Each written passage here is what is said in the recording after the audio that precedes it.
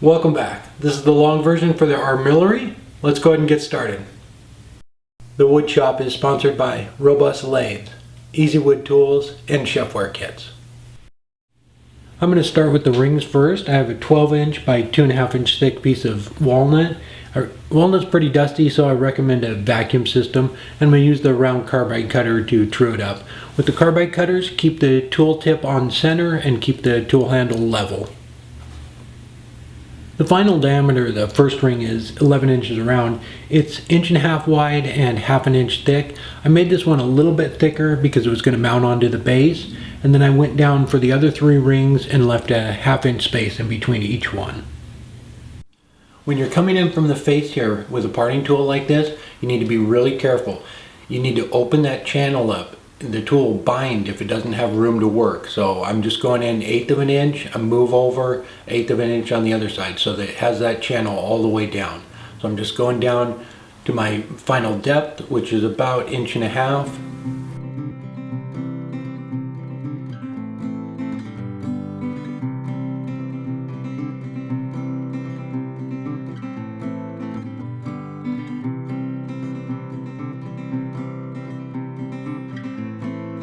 Again, I'm going to use the parting tool on the side here, and I'm going to use my depth gauge so I can stop just short of this thing popping off. I don't want it to break.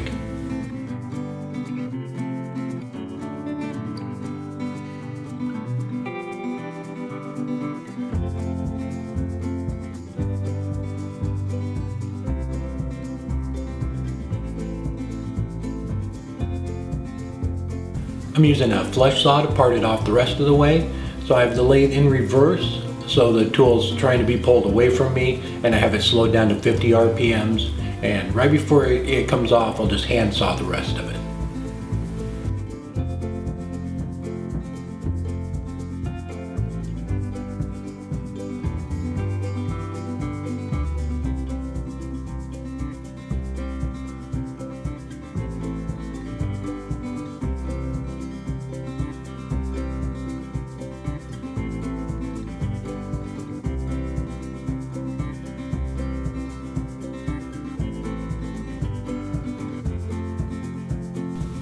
I cut a spacer for each of the rings.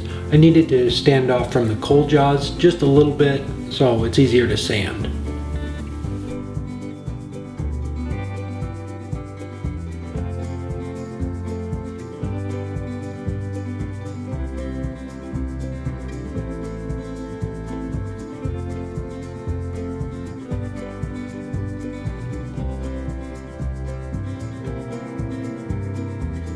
I want these to be as flat as possible, so I stuck a piece of 100 grit sandpaper to a board, and I'll start with that before I switch to the mineral oil and beeswax mixture.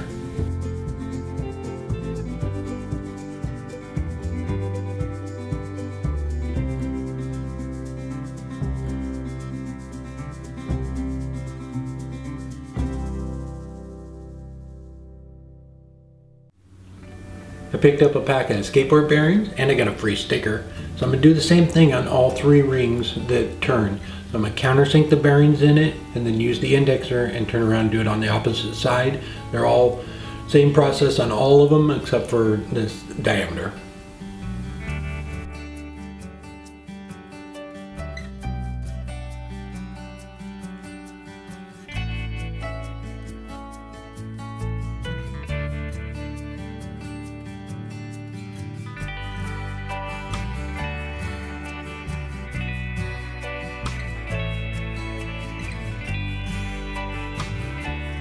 I'm working on the sphere now. The final size on this is going to be 5.5, so it's pretty out of balance. I'm coming in from the end with a bowl gouge to true it up.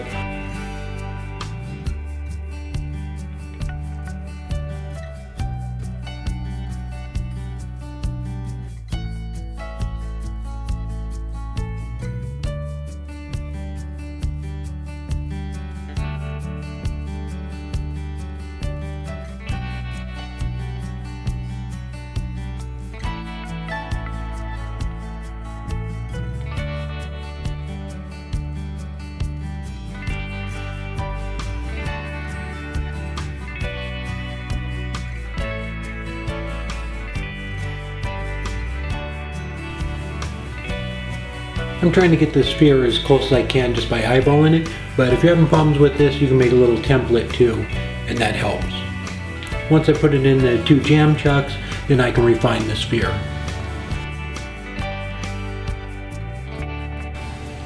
Now that I have it in the jam chuck, I can take the tenon off. So when you're turning a piece like this, they call this ghosting. I'm not looking at the tool, I'm looking at the top of the piece and watching that area up there. Once you get it turned down, then I just keep rotating it around in the jam chuck until it's a perfect sphere.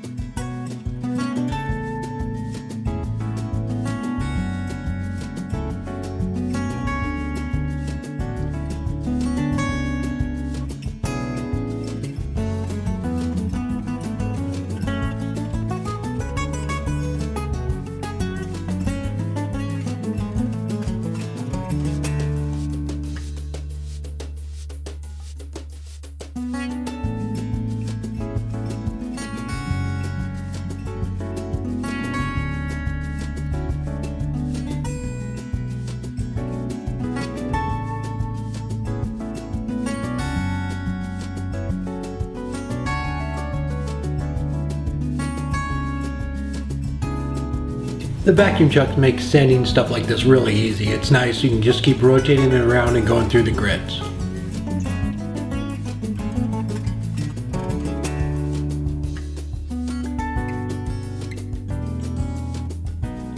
I pulled the tip out of my live center and I'm going to use a lamp auger to run a hole all the way through the sphere.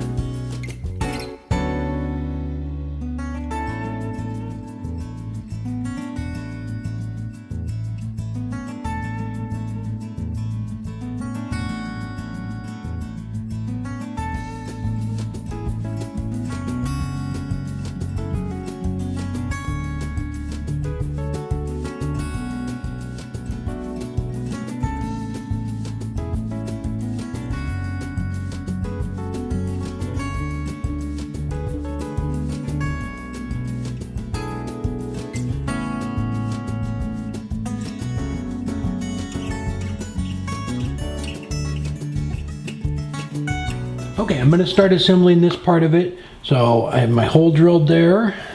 Got the dowel all sanded down to the right size for the bearings. So what I did was I countersink for the bearings, but I didn't go all the way through. So what I need to do is get another little Forstner bit and drill down the size of the dowel here. So I'm going to do that, and the reason I didn't do it on the lathe is I want to put a piece of wood under there to support it so it doesn't chip it all out. And then I need to drill in the outer ring here where the base is going to go. I need to drill a hole just for the dowel at an angle, so I'm going to have the arrow going through like that. So I'm just going to work on that, and then once I get the holes drilled, we'll be back and we'll start putting it together, gluing the bearings and everything in.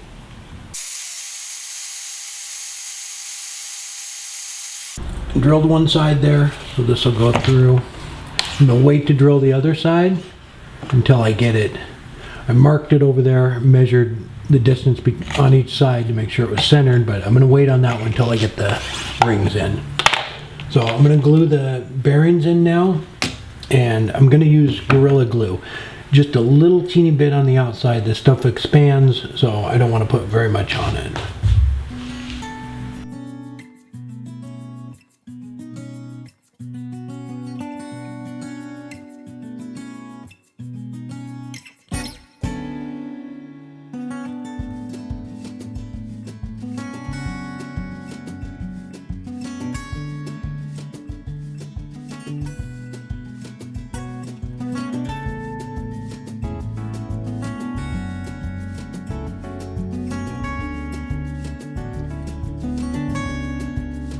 Now that the bearings are glued in, I still need to glue the inside of the bearings to the dowel. I didn't leave myself much room here. I recommend maybe going another 1/4 of an inch so you have some room to work, and I need to glue the sphere in too. So I did the same thing, put a little bit of Gorilla Glue on the dowel, and then slid them up into place and used spacers so they were even. This is going to be the base, and final size on this is 8 inches around by 2 inches thick. I want it to be pretty heavy, and again, dust collector. It's a great idea.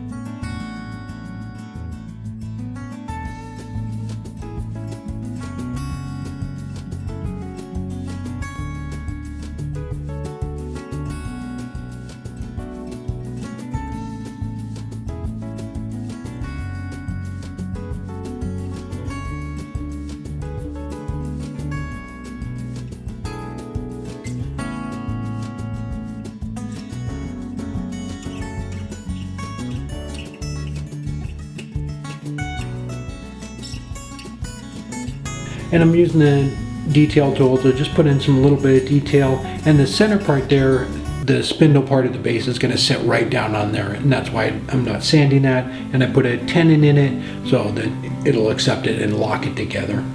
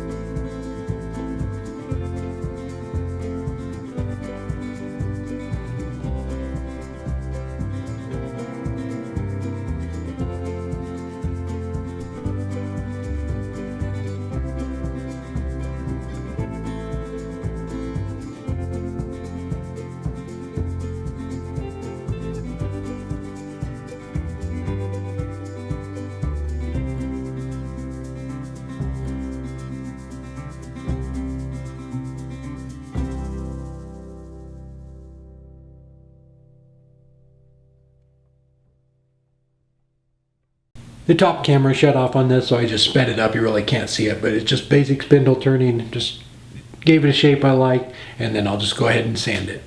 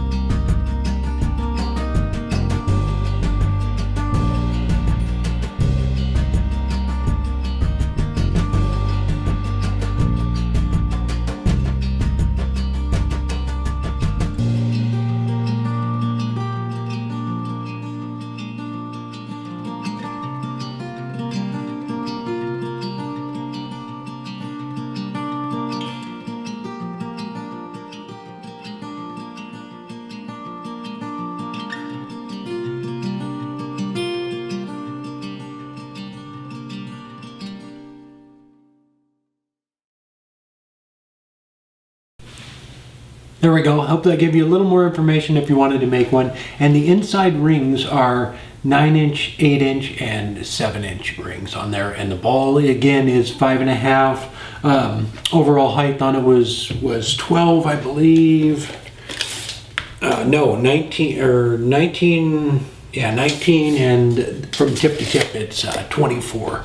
So again, it's walnut and maple, and I used the dowel on it is actually oak, but I haven't put the finish on that yet. And these two little guys, I didn't get to film that. I just drew them out on a board and cut them out on the bandsaw and just sanded them over. There wasn't a whole lot to that.